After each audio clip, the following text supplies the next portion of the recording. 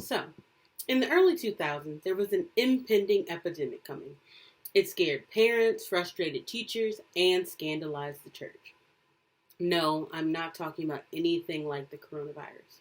I'm, in fact, talking about the vampire romance novel that is Twilight. In 2005, the first Twilight book hit the shelves and became an instant hit, selling over 100 million copies and being translated into nearly 40 languages. Like most successful series in the early aughts, it was due to become a movie. And in 2008, the first film starring Robert Pattinson and Kristen Stewart hit the theaters. The film was met with an almost instantaneous success, netting over $400 million in the box office. All the follow-up books and movies were just as successful, if not more, getting a fandom of mainly young women who would dress up, who slept overnight to get tickets. It was really a vibrant fandom. And at the time, the early 2000s, 2008, it was just a really fun time. I distinctly remember it myself. Now, the movie and the book series spawned millions of fan fiction stories, pairings, and even a whole nother $1 million franchise in 50 Shades of Grey, which could be a whole nother video on its own. Let's let Stephanie Meyer explain what her book is about to you. All right, so tell people, first of all, what the series is about for people who don't know. Well, it's mostly about a vampire who falls in love with a normal human girl and sort of the inherent problems with dating vampires. Okay, Now, so Miss Meyer says it's about the inherent problems that come with dating vampires, but we also need to discuss the massive amount of red flags that were ignored and how Twilight by itself became a franchise that reinforced dangerous aspects of rape culture and also abusive relationships. And in its fame, does some pretty harmful things. So the main characters in Twilight are Bella, a 17-year-old girl who moves to Forks. Then she meets a 119-year-old vampire named Edward Cullen. We also have some background characters and the third love interest of Bella in the book. He's only 15 in the first book and is 16 in the second one when he becomes a major factor. Now, these age differences, Stephanie Meyer she had her reasons, and this is what she had to say about why she chose the ages she chose. And so you've written a lot about young people and teenagers. What draws you to them as characters? I write a book based on the story I want to tell. The ages in the book are usually really shaped because of the story and what age the character needs to be to make things happen in a certain way. With Bella, I wanted someone who was falling in love for the first time.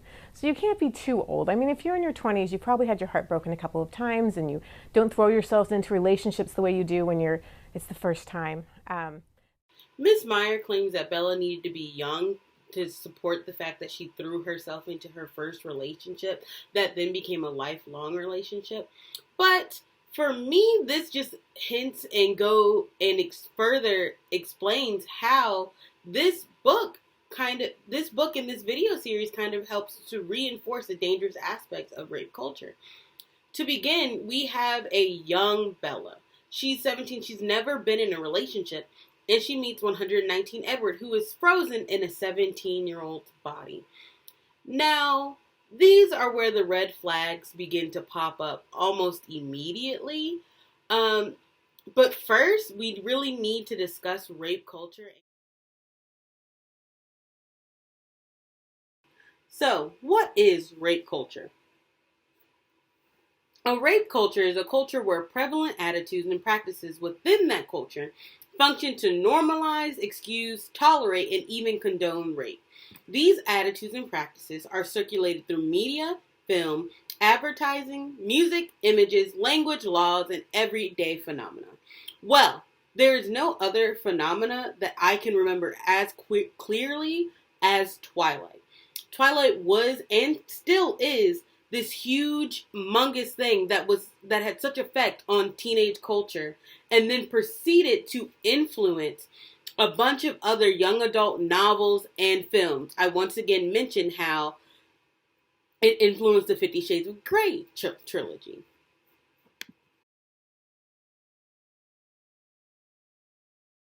So, as I mentioned earlier, Edward is 119 years old throughout the series. So, because of this, there is some weird power dynamics, but since he is frozen at 17 and Stephanie Meyer said that Edward is stuck in a 17-year-old mindset, so we can give him that. However, there are things that Edward does in this film and in the book that should never be considered romantic and are in fact incredibly creepy. The very first thing, and what we very firstly know of Edward, is that he stalks her. He stalks her while watching her in class. He'll watch her in her other classes. Because Edward can read minds, he reads the minds of everyone around her. He sneaks into her bedroom at night to watch her sleep. And in the book Midnight Sun, which Stephanie Meyer released earlier this year, which is Twilight from Edward's point of view, he even says that he knows this is weird, but what if something bad could happen to her? She could get hit in the head by like a meteorite, or there could be a spider that comes up and bites her and he needs to be there to kill it. These are actual quotes from the book. I'm not kidding. Like, he says this. Edward also does these things where he asserts his dominance over Bella by trying to scare her off. He constantly ignores Bella's fears or ignores what she wants to do. And he even lies to her dad and then makes her lie to her dad. These are all extreme red flags. Like, if this is happening in your relationship, you need to run in the opposite direction. Call somebody. Like, these are not normal. This isn't romantic. This is not what you want. I could hunt no more, and the sun was still hours and hours from rising. Now that it occurred to me, the idea of the meteorite and all its possible allies were hard to dismiss. I tried to be rational, to consider the odds against all the disasters I could imagine, but that didn't help. What were the odds, after all, that the girl would come to live in a town with a decent percentage of vampires as permanent residents? What were the odds that she would appeal to one so perfectly? What if something happened to her in the night? What if I went to school tomorrow, every sense and feeling focused onto the space where she should be, and her seat was empty? Abruptly, the risk felt unacceptable. The only way I could be positive she was safe was if there was someone in place to catch the meteorite before it could touch her. The jittery high swept through me again, and I realized that I was going to go find the girl. It was past midnight, and Bella's house was dark and quiet. Her truck was parked against the curb, her father's police cruiser in the driveway. There was no conscious thought anywhere in the neighborhood. I watched the house from the blackness of the forest and boarded it on the east. There was no evidence of any kind of danger, aside from myself. I listened and picked out the sound of two people breathing inside the house, 2 even heartbeats, so all must be well. I leaned against the trunk of young hemlock and settled in to wait for stray meteorites.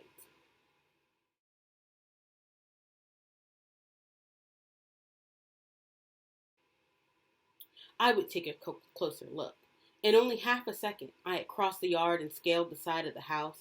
This upstairs window would be a bedroom, probably the master's. Maybe I should have started in the back, less conspicuous that way. Dangling from the eave above the window by one hand, I looked through the glass and my breath stopped. It was her room. I could see her in the one small bed, her covers on the floor and her sheets twisted around her leg. She was perfectly fine, of course, as the rational part of me had already known. Safe, but not at ease. As I watched, she twitched restlessly and threw one arm over her head. She did not sleep soundly, at least not this night. Did she sense danger near her? I was repulsed by myself as I watched her toss again. How was I any better than some sick peeping Tom? I wasn't any better. I was much, much worse. What were human rules to me, after all? How many did I ignore on a daily basis? I thought of the multitude of illegal documents my family needed to live as we liked. False name and false histories, driver's license that let us enroll in school, and medical credentials that allowed Carlisle to work as a doctor. Papers that made our strange grouping of nearly identically aged adults comprehensible as a family. None of it would be necessary if we didn't try to have brief periods of permanence, if we didn't prefer to have a home. What you have just heard was an excerpt from the book of Edward openly admitting that he knew what he was doing was illegal. but I mean, he's a vampire. Legalities don't count to him. Well, when you're putting that in a book that young teens are going to read and you're framing it as romantic, yeah, there's something wrong.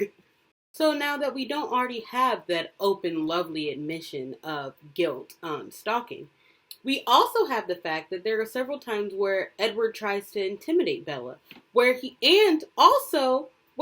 physically gets her hurt. He has thrown her into a table. He has dropped her down into shards of glass.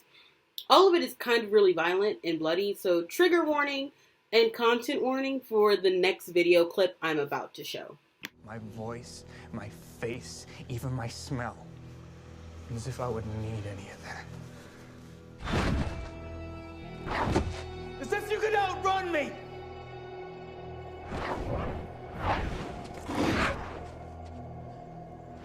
As if you could fight me off. I'm designed to kill. I don't care. I've killed people before. It does not matter.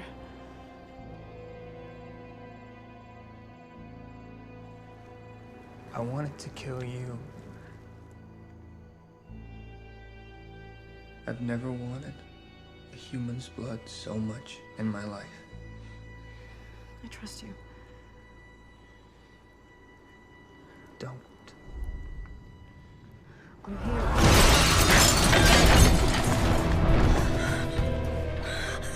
I'm sorry.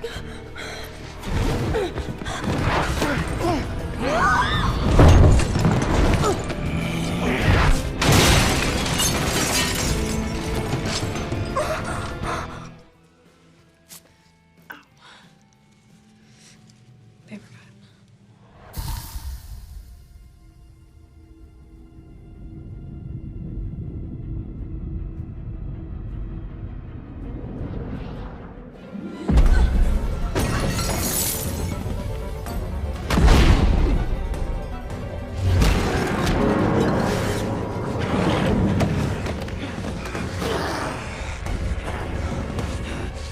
Jazz, shh, shh. It's okay. It's just a little blood.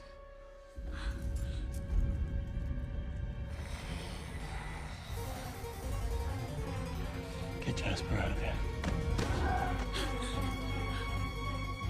Wait a minute, Exquisite, you say?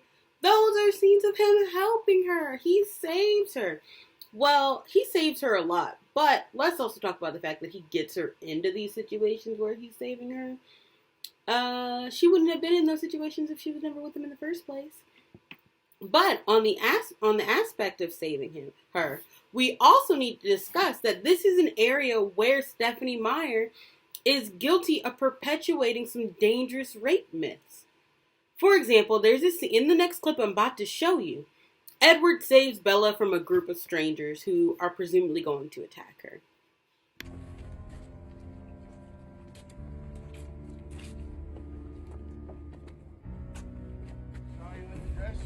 Hey, where you running to? Oh, there she is. What's up?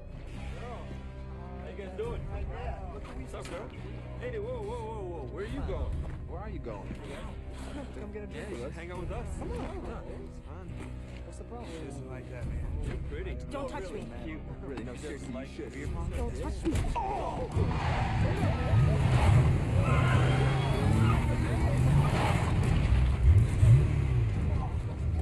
Get in the car. That was a very dangerous maneuver.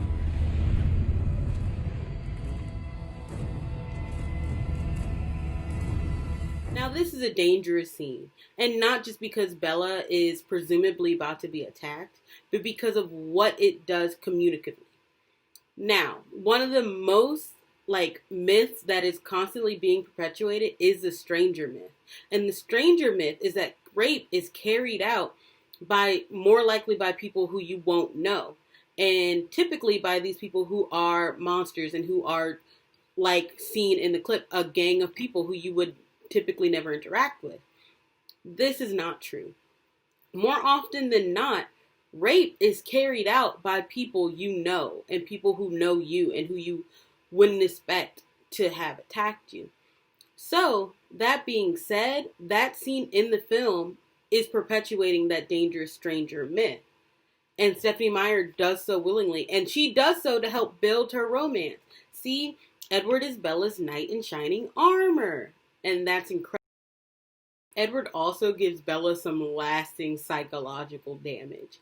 Like, in the second movie, which I won't get into as much, Edward leaves Bella. But in order to leave her, he abandons her in the woods. First of all, he knows wolves live in the woods. He knows there are other vampires around, and he leaves her in the woods. So, while that's already just terrible, it's what he says to her when he leaves her in the woods that's a problem.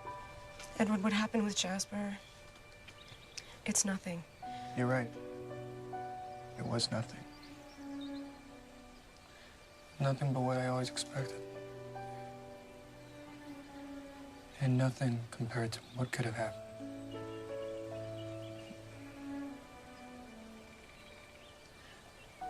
You just don't belong in my world, Bella.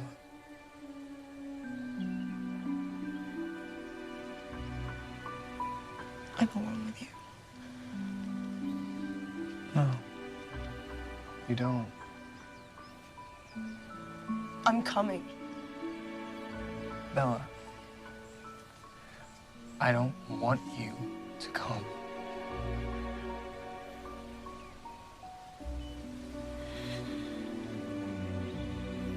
You don't want me.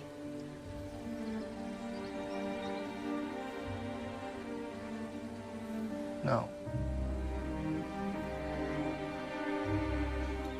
Changes things.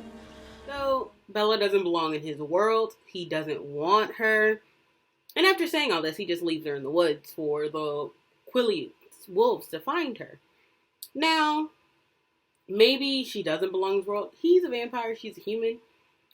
But that's kind of cruel to leave her in the woods. But Edward also did some things to Bella. I'm not going to show the clips because I feel like I've shown too many. But he has her lie to her father in the first film. And this is the film where she got attacked that you saw in the clip earlier. She lies to her father, tells her father she just needs to get out of here. Like, basically just, like, giving her father some, like, real, like, paranoia from when his wife left him. But she lies to her father. She leaves her friends. And when Edward leaves her in the woods, she is in a depressive state for months. And through the rest of that film, she proceeds to be suicidal. And this is all framed as romantic. Now, aside from Bella and Edward's really problematic relationship, Stephenie Meyer also does some very dangerous and frankly harmfully racist things. So the Quileute tribe are the native tribe in Forks, Washington. Well, she makes them aggressive and she erased their history and made it so that they were wolves. Now, not only is she taking people of color and making them animals and very aggressive animals, she's sticking them in an abusive relationship with the one wolf, Sam, attacking his wife and staying with her and being, oh, it's just because he can't, like, control himself. There was also a time in the third movie, Eclipse, where Bella and Edward never have a non-consensual relationship. Everything is very consent-orientated, except in this one scene in Eclipse when Jacob kisses Bella without her permission. And this is also framed as romantic later on. But Edward comes out and he's like, you don't kiss her, you don't touch her without permission. Which, yes, he should do that. I'll give him, like, praise right there. But the fact of the matter is, she made the one person of color that's in this love triangle, she made him do this thing out of consent, which she really didn't need to do. She's the author here. And that's an issue.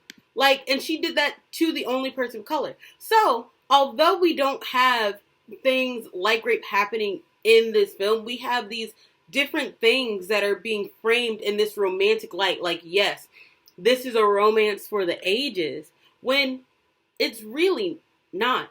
And then Stephenie Meyer also does this thing called imprinting, which is really just way too much to get into for this specific video. But basically, imprinting is when the wolves will see the love of their life and automatically be whoever they want to be, no matter what the wolf wants. Basically, they get hijacked by their biology, and they lose their free will. In the books, there are two cases, two, it should never happen once, where the wolf imprints on a child. like on a child, and it's implied that once the child grow up, they're going to begin to have a relationship, which that is so far on the creepometer that I just, like, it's really grooming, and this is all framed as romantic. And one child that gets imprinted on is, you guessed it, Bella and Edward's child, like their daughter. And this is framed as this romantic, magical thing when it's really just all kinds of creepy. And it just does not bode well, okay?